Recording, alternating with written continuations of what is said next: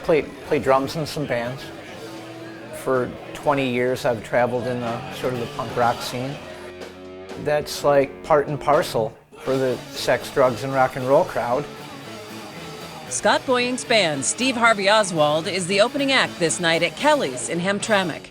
Bars here know Boyink as the man with the Narcan, the over-the-counter nasal spray that can save lives if taken during an opioid overdose.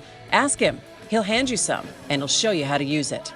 I decided I wanted to start doing something about this when we started losing people whose music I really, really like. There is no doubt an opioid epidemic, but there's an opioid epidemic that's tempered with a fentanyl problem. There's cocaine and fentanyl. I've talked to people who were using cocaine casually and ended up getting fentanyl mixed in their cocaine, and all of a sudden they're having an opioid overdose. That's my friend Rabia, so we lost him last year. Boyink had a problem with alcohol, but he gave that up 6 years ago. The restaurant business was too conducive to drinking, so he quit and worked for himself downstairs in his Mount Clemens bungalow. I started screen printing full-time. Entrepreneurial. Not good. Bands want shirts. Everybody wants stuff cheaper. You never know when you're going to pay the mortgage. Broke as a joke for 5 years. He attended free Narcan training sessions and got some Narcan that way. His band held a fundraiser to buy more. I went to the Rite Aid, I went to the Walgreens, I went to the CVS. I cleaned everybody out around here. And I was hesitant to do that because this is a huge problem out here. Macomb County is huge. So what happens when Steve's mom or Becky's mom goes to try to buy that and it's gone? Because I bought it. He started giving Narcan to bars in Hamtramck, other places around town. Yeah. He created his own Narcan kit. Yeah, I made this. Yeah, cardboard and a staple. It's got instructions. The Narcan is just part of it. Boyink says the first thing to do is calm people down and call 911.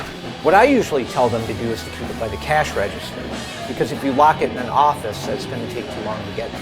Depending on the employee that's there that night, they might not have a key.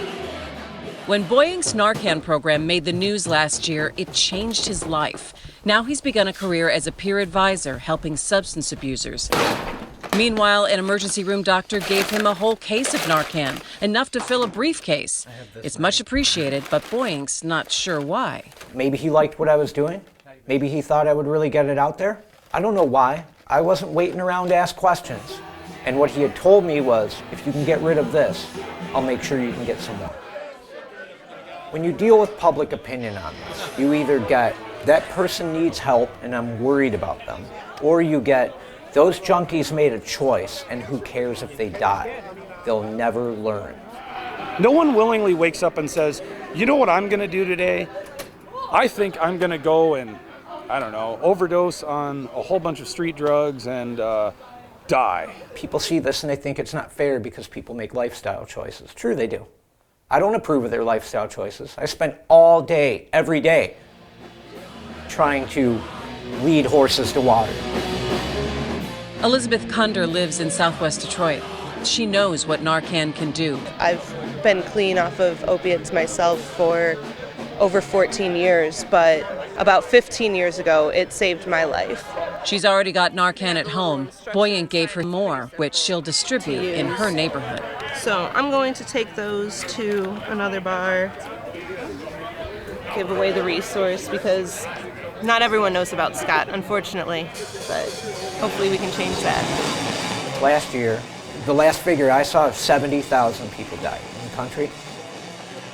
To most people, they only care about one, and that's their friend they lost.